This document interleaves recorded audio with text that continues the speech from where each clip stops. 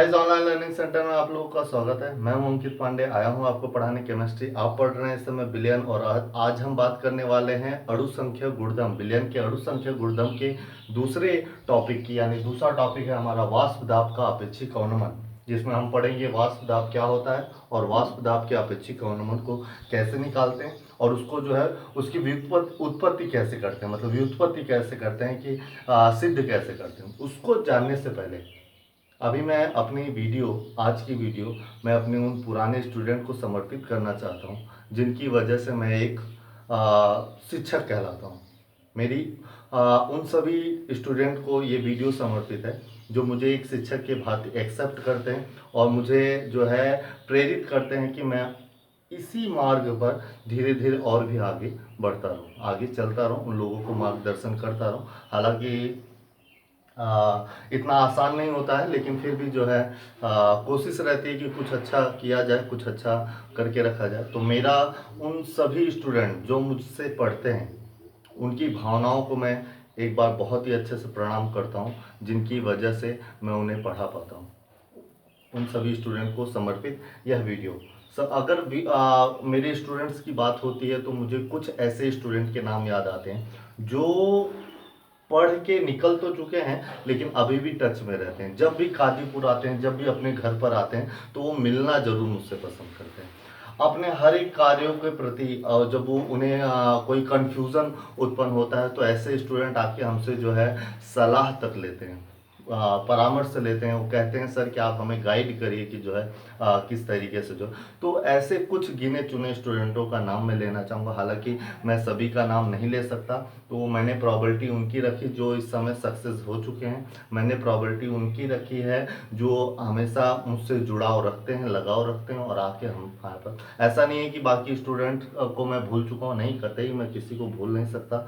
लेकिन फिर भी ऐसे स्टूडेंट का नाम लेना बहुत ही अति आवश्यक है जिनको देखकर शायद मेरे बाकी स्टूडेंट जो अभी मुझसे पढ़ रहे हैं, जो डेली क्लास लेते हैं ऑनलाइन, ऐसे लगभग न्यूनतम 50 बच्चे हैं जिनके नाम जब मैं अटेंडेंस लगाता हूं तो उनके नामों की झड़ी आ जाती है। रेगुलर रूप से जो है वीडियो देखते हैं और क्लास लेते हैं और अपने सुझाव देते रहते हैं।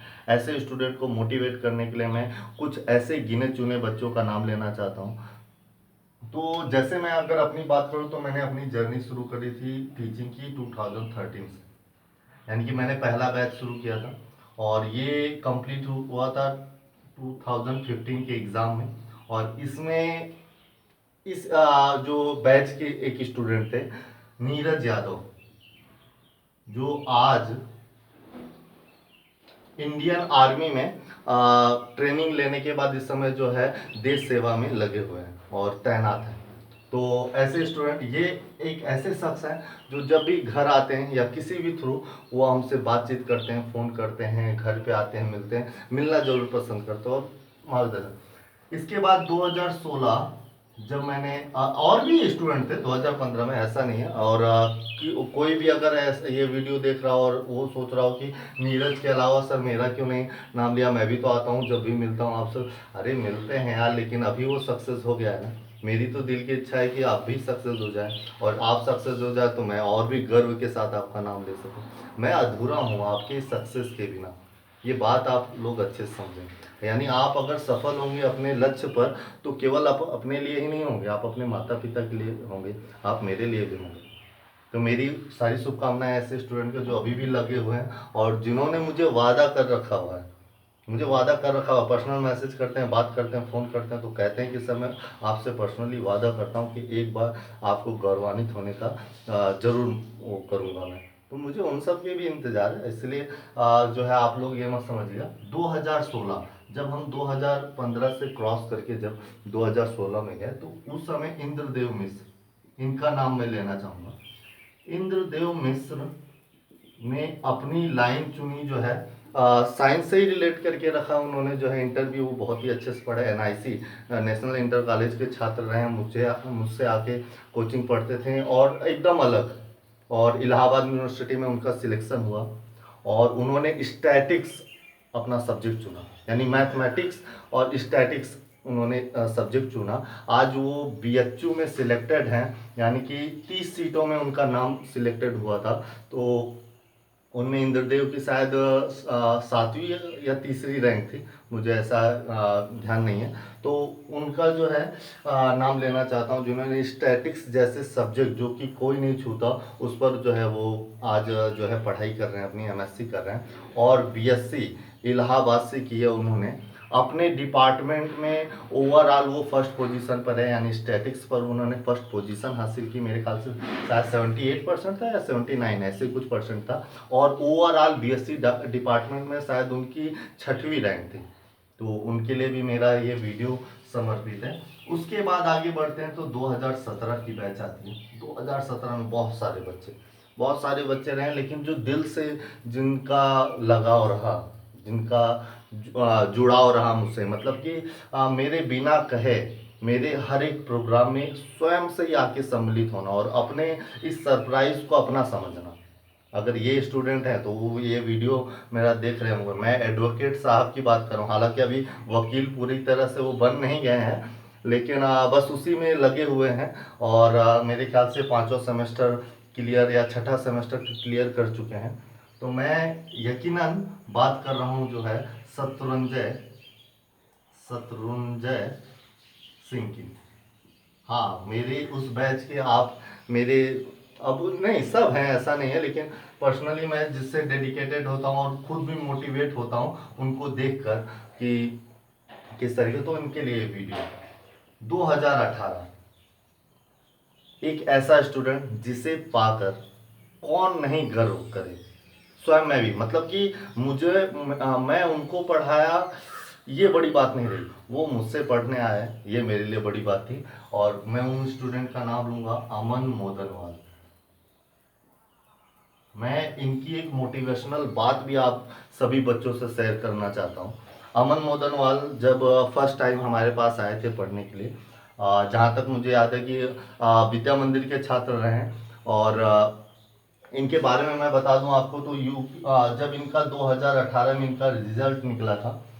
अच्छा रुकिए, इसको चूंकि मोटिवेशनल भी देना है, आप लोगों को मोटिवेशन भी देना है, तो उस बात को रोक कर मैं आपसे चर्चा करना चाहता हूँ। तो अमन मोदनवाल जब फर्स्ट टाइम मेरे पास आए थे और पढ़ने के लिए, वो आए कैसे थे कि उनकी बैच के जितने भी स्टूडेंट हुआ करते थे, वो जब शायद ऑर्गेनिक केमिस्ट्री में जब वो रिएक्शन पर डिस्कस करते थे, तो हमारे जो स्टूडेंट होते थे उनसे अमन मोदनवाल काफ़ी प्रेरित होते थे कि कैसे आप लोग कर ले जाते हैं, मुझे तो इतने सारे रिएक्शन याद करना पड़ता। अमन मोदनवाल को ये चीज़ अमन को पता भी होगी।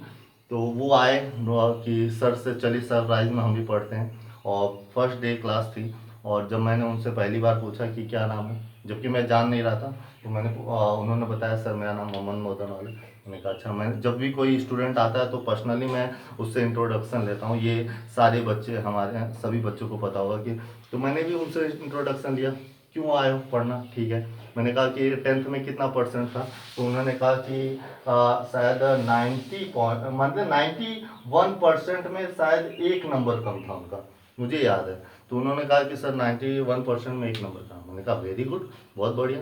तो उन्होंने कहा कि सर सेटिस्फाइड नहीं हुआ, मतलब कि मुझे इस 91% से सेटिस्फैक्शन नहीं मिला। मैंने कहा क्यों, क्या है कि सर मुझे इससे भी अधिक नंबर हो सकता था, शायद मैथ सब्जेक्ट या किसी सब्जेक्ट में वो स्क्रूटनी कराना चाहते थे। उन्होंने बताया कि मैं जो स्क्रूटनी रीचेकिंग कराना चाहता हूँ अपने उसका कापी का, क्योंकि नंबर बहुत कम है मेरा। मैंने कहा 91% तो आज सब, लेकिन सर सेटिस्फाइड नहीं हुआ। असल में मैंने कहा, मैंने पूछा क्यों, कहा सर असल में था ऐसा कि मुझे जिला टॉप करना था, यानी कि सुल्तानपुर में पहला स्थान आना था, लेकिन मेरा तो टॉप 10 में भी नाम नहीं आया।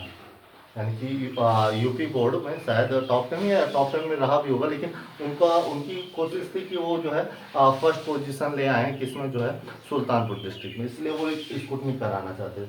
मैंने उन्हें परामर्श दिया कि अगर स्कूटनी करा के अगर आप नंबर ले भी गए तो जो होना था वो तो हो ही चुका है, पेपर वगैरह में निकल ही चुका है, शायद फिर से सुर्खियाँ बने, लेकिन वो बदलाव अब संभव नहीं है। ऐसा करिए कि अब 12th के लिए जो है आप जो है कोशिश करिए कि बहुत बेहतर हो सके। तो उनका एक जवाब था, मुझे मतलब मेरे दिल को छू गया। उन्होंने कहा सर बस अब नहीं था, ये मैंने सर बताया कि मैं जिला टॉप करना चाहता था, लेकिन जब से मेरा दिल टूटा है, अब मैं किसी भी 12th के लिए जिला टॉप या फिर अच्छे नंबर प्राप्त करने के लिए नहीं पढ़ूंगा। मैं पढ़ूंगा केवल अपनी पढ़ाई के लिए, पढ़ाई कंप्लीट करने के लिए। ये वर्ड उनका था और उससे मुझे काफ़ी प्रभाव हुआ। मतलब ये ऐसे ही वाकई जब भी इंसान को पढ़ना चाहिए तो किसी उद्देश्य से, हाँ लक्ष्य होना चाहिए, एक मात्र लक्ष्य उनका मकसद होता है, लेकिन उसके भी और भी साइड बेनिफिट्स हैं, उनको भी ध्यान में रखना। मतलब पढ़ के केवल जरूरी नहीं कि अच्छा बना जाए, पढ़ के इंसान जो है सक्सेस हो ना हो, लेकिन अच्छा इंसान जरूर बनता है। ये बात आप लोगों को बहुत ध्यान रखना है। वही स्टूडेंट मतलब 2 साल की कड़ी मेहनत पर उसने जो है, अब वो पढ़ नहीं रहा था किस चीज के लिए, टॉप करने के लिए, लेकिन नियति को देखिए 91% से एक नंबर कम था उसका जो है 10th में, और जब 12th का रिजल्ट आया तो उनका परसेंटेज था 91%, एग्जैक्ट 91% था, यानी कि 455 मार्किंग थी उनकी 500 में से यूपी बोर्ड में। और ये स्टूडेंट जो यूपी जिला सुल्तानपुर तो टॉप किया ही किया, सुल्तानपुर में फर्स्ट पोजीशन, यानी कि रैंक फर्स्ट आई थी। आप लोग इनके बारे में जानते भी होंगे। और ओवरऑल उत्तर प्रदेश में इनकी 9th रैंक बनी थी, ओवरऑल उत्तर प्रदेश में। वो बात मैं अब अपनी पूरी लाइफ में नहीं भूल सकता। वही वो फर्स्ट कन्वर्सेशन मेरी अमन मोदनवाल से। हालांकि ऐसा नहीं है, फिर अमन मोदनवाल ने इंटर किया, उसके बाद उन्होंने जो है जेई का एग्ज़ाम भी दिया, मेंस का एग्ज़ाम दिया, क्वालिफाइड भी हो गया, उनको जो है एक कॉलेज भी मिल रहा था। तो वो आए मुझसे डिस्कशन करने, पूछने, वो सबसे पूछे थे अपने सभी से। तो उन्होंने मुझसे भी पूछा कि सर क्या किया जाए क्या नहीं। मैंने तो उनको राय यही दिया था कि फर्स्ट टाइम ही जिसको जितनी गए, लेकिन उनका था और भी बड़ा लक्ष्य। वो गए, तैयारी की, कोटा गए। कोटा जाने के बाद जब भी वो घर आते थे तो पर्सनली मुझसे मिलने जरूर आते थे, और मुलाकात 5 मिनट की तो होती नहीं थी। जब बातचीत होने लगती थी तो आधा घंटा 1 घंटे हो जाते थे। मैं उनसे काफ़ी कुछ सीखता था। मैं ये नहीं कहूँगा कि वो मुझसे कुछ सीखते थे, लेकिन मैंने पहले ही बता दिया कि कुछ ऐसे स्टूडेंट होते हैं जिनको पाकर इंसान भी गर्व करने की कोशिश करता है। तो हम शिक्षक भी चाहते हैं कि ऐसे ही हमारे सब स्टूडेंट हों, जो भी हमसे पढ़ रहे हों, वो कुछ अच्छा करें, कुछ बेनिफिट, कुछ बेहतरीन। तो ये तो थे अमन मोदनवाल। और मैं उम्मीद करता हूँ कि ये मोटिवेशनल स्टोरी सुनकर आप जो है फुल टाइम मोटिवेट रहें, और अपने आप को भी जो है कुछ इसी तरीके से जो है केंद्रित करें, टॉप करने के उद्देश्य से नहीं, किसी को पीछे करने के उद्देश्य से नहीं, किसी को हराने के उद्देश्य से नहीं, हाँ अपने जीतने के उद्देश्य से करिए, अपने को सबसे बेहतर बेस्ट देने के उद्देश्य से करें। और जब आप अपने आप को बेस्ट देने के उद्देश्य करेंगे, जब आप अपने को पीछे करने की कोशिश करेंगे, तो आप सबसे आगे निकल ही जाएंगे। ये अटल सत्य है।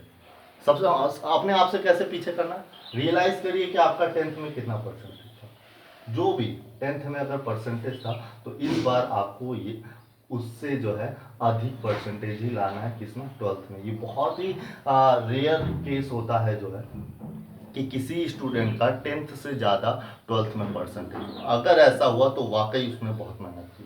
तो आप भी अपने आप को देखिए और रियलाइज़ करिए कि 10th में आपका कितना परसेंटेज था और 12th में जो है आप कितने परसेंटेज रखे हैं। चलिए, ये तो बात हो गई अमन मोदनवाल की। अब हम बात करते हैं 2019 वाली बैच। 2019 वाली बैच में बहुत सारे बच्चे आगे निकले, लेकिन उनमें जो सबसे खास मेरा स्टूडेंट था वो था गणेश यादव। देखिए यहाँ पे कोई किसी उसकी बात नहीं कर रहा हूँ कि कुछ बच्चे ऐसे होते हैं जो अपनी परिस्थितियों को भी मात दे के आगे निकलना जानते हैं, और मेरे डेडिकेशन है उस बच्चे का। हालांकि इनके बारे में बहुत ज़्यादा इंट्रोडक्शन नहीं दूंगा, नहीं दे सकता अभी, कुछ रीज़न है फिलहाल। उसके बाद 2020, अब ये क्वेश्चन मार्क बन के रखा हुआ है, ये क्वेश्चन मार्क बन के रखा हुआ है। देखते हैं, क्योंकि रिजल्ट हुआ नहीं, उसके बाद सारे बच्चे जो एग्ज़ाम देके इधर उधर हो गए, न किसी से संपर्क न किसी से। लेकिन 2020 के वो सारे बच्चे जो इस समय देख रहे हैं और वीडियो देख रहे होंगे, तो यार बातचीत करने की कोशिश, कमेंट वगैरह करने की कोशिश आप लोग किया करिए, पढ़ने की कोशिश किया करिए। तो ये तो था हमारा जो है काफ़ी लंबा वीडियो बन गया मेरा जो है, डेडिकेट करते हुए अपने पुराने स्टूडेंट का।